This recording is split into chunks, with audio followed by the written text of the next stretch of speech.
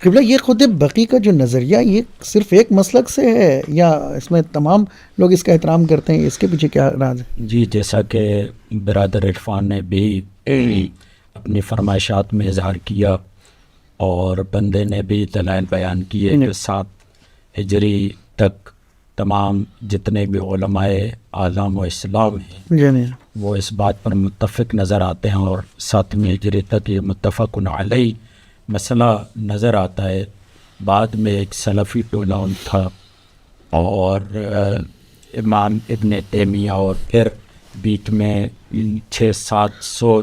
صدیاں گزارنے کے بعد پھر جو ہے یا محمد بن عبد الوہاب گزارنے کے بعد پھر محمد بن عبد الوہاب نجدی، اور پھر ایک حکومتی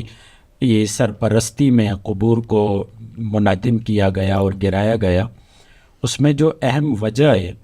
وہ اہم وجہ یہ ہے کہ نہیں چاہتے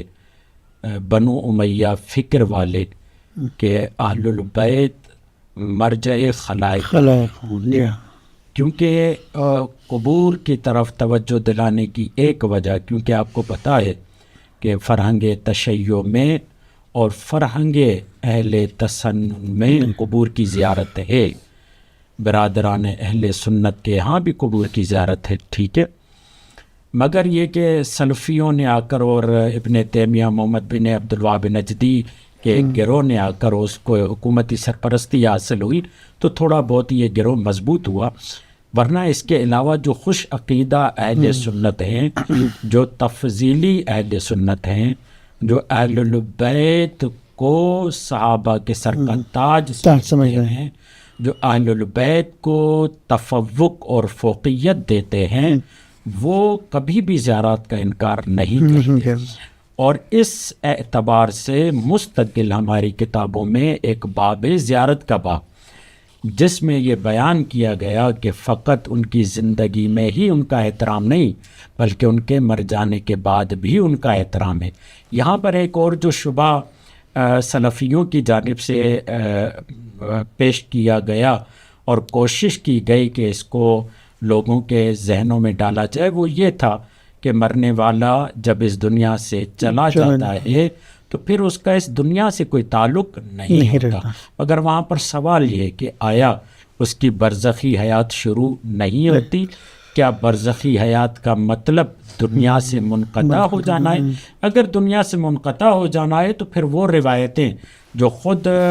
کتب اہل سنت سے ستہ میں بھی آئی ہوئی ہے، ہمارے ہاں بھی آئی ہوئی ہے، تواتر کی حد تک ہے کہ مر جانے والا جب مرتا ہے تو اپنے پیچھے باقیات الصالحات چھوڑتا ہے، کبھی نیک اولاد کی صورت میں چھوڑتا ہے، کبھی کنویں کی صورت میں چھوڑتا ہے، کبھی درخت کی صورت میں چھوڑتا ہے، تو وہ اعمال اس کی طرف بھیجے جاتے ہیں۔ اس کا مطلب یہ ہے کہ اس کا دنیا سے تعلق منقطع نہیں ہوتا۔ اس کے علاوہ بھی آپ جائیں، جب قرآن مجید بہت سارے گمانوں کو رد کرتا ہے، بہت سارے گمان ہیں نا ہماری قوموں کے، ہمارے افراد کے، تو وہاں پر ایک اور گمان بھی اسی گمان کو مد نظر رکھ کر یہ کہتا ہے وَلَا تَحْسَبَنَّ الَّذِينَ قُتِلُوا فِي سَبِيلِ اللَّهِ أَمْوَاتًا بَلْ أَحْيَاءٌ عِندَ رَبِّهِمْ يُرْزَقُونَ،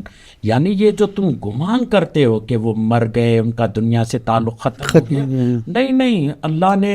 پھر سورہ احزاب میں یہ ارشاد فرمایا من المؤمنین الرجال صدقوا ما عاهدوا الله علیہ فمنهم من قضى نحبه ومنهم من ينتظر،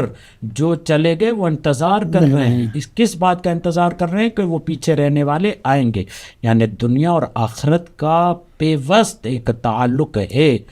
بالکل بھی ایک دوسرے سے منقطع نہیں ہے۔ اگر منقطع ہوتا تو کبھی بھی دعا میں یہ نہ کہتے کہ جب ہم وہ دعا پڑھتے ہیں اللہم اغفر للمؤمنین والمؤمنات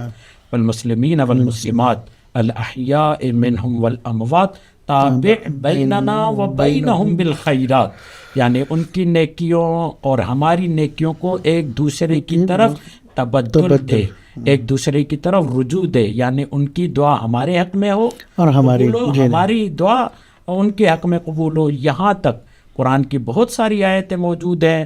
واقعات موجود ہیں، اولاد آتی ہے، رسول کہتے ہیں اپنی والدین کے لیے دعا کرو، قبر میں ان کے لیے فائدے والی ہوگی۔ تو کہنے کا مقصد یہ ہے کہ جب یہ قبور اور زیارات کا معاملہ آتا ہے تو تمام مسلمان اس بات پر متفق نظر آتے ہیں، فقط زندگی میں ہی ان کی تعظیم نہیں بلکہ مر جانے کے بعد بھی ان کی عظمت اور ان کی تعظیم موجود ہے، اور قرآن میں جا بجا اس بات پر موجود ہے۔ ایک روایت ہے، بلکہ یہ روایت تواتر کی حد تک پہنچی ہوئی ہے، میں حوالہ نہیں دوں گا، معروف ہے کہ جب بدر میں کفار مارے گئے اور جو بدر کے مرنے والے کفار تھے، اور کفار قلیب بھی اسے کہتے ہیں، وہ کنواں تھا جس کے قریب وہ پڑے ہوئے تھے، 3 دن رسول خدا نے کہا یہاں پر پڑاؤ ڈالو، ابھی جلدی نہیں ہے یہاں سے جانے کی۔ جب تیسرے دن جانے لگے تو ابو جہل کا بھی وہاں پر لاشا موجود ہے، اور تو رسول خدا قریب آئے، کہا کہ اس کو ابو جہل کو ذرا اٹھاؤ بٹھاؤ ایسے، اور اس سے کلام کیا۔ جب کلام کیا تو اعتراض کس نے کیا؟ عمر ابن خطاب نے۔ جب عمر نے اعتراض کیا تو رسول خدا نے یہ جملہ کہا، یہ تم سے زیادہ سنتے ہیں، تم اتنا نہیں۔ کیوں؟ اس لیے کہ ان کی برزخی آنکھیں کھل چکی ہیں، ان کی برزخی کان کھل چکے ہیں۔ اور یہی انداز بالکل مولا کائنات نے جنگ جمل کے بعد کا یہ معاملہ ہے کہ جب طلحہ اور زبیر کا معاملہ آیا تو مولا کائنات نے کہا کہ ذرا طلحہ کو بٹھاؤ۔ جب بٹھایا اور اس سے کلام کیا تو کسی نے اعتراض کیا، کہا میں نے سنت رسول پر عمل کیا ہے، رسول نے جیسے بدر میں مرنے والوں کے ساتھ کلام کیا تھا میں بھی ان سے ویسے۔ اور جب زبیر سے کلام کیا تو وہاں پر ایک افسوس کیا کہ اگر زبیر کا بیٹا نہ ہوتا تو اس کی یہ عاقبت نہ ہوتی۔ ہمیشہ زبیر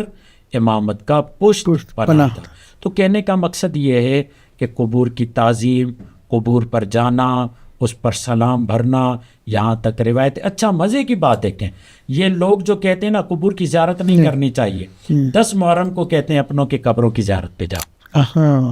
10 محرم کو کہتے ہیں کہ آپ جاؤ اپنوں کو یاد کرو۔ بھائی یہ 10 محرم کو تمہیں اپنے یاد کیوں آگے؟ اس لیے کہ انہیں پیٹ میں مروڑ، یہ نہیں چاہتے کہ اہل بیت مرجع واقع ہوں لوگوں کے لیے۔ تو یہ تمام معاملات ہیں جو ہمارے سامنے موجود ہیں۔ 10 محرم کو کہیں تو کہتے ہیں اپنوں کی قبر پہ جاؤ، ویسے قبر کی بدعت ہے، پھر وہاں مخالفت کرتے ہیں کہ یہ حسین کی مخالفت میں ہو رہا ہے۔ اور بہت سارے ایسے کام دشمنی اہل البیت میں، سبیل پہلے بدعت ہے، اپنے لیے جائز ہے، علم مولا عباس کا لگانا بدعت ہے، مگر جب اپنا معاملہ آتا ہے تو لگانا جائز ہو جاتا ہے۔ ہاں یہ تو آج بھی اب تو شروع کر دیا دھیرے دھیرے ان لوگوں نے بھی اس رستے پر آنا۔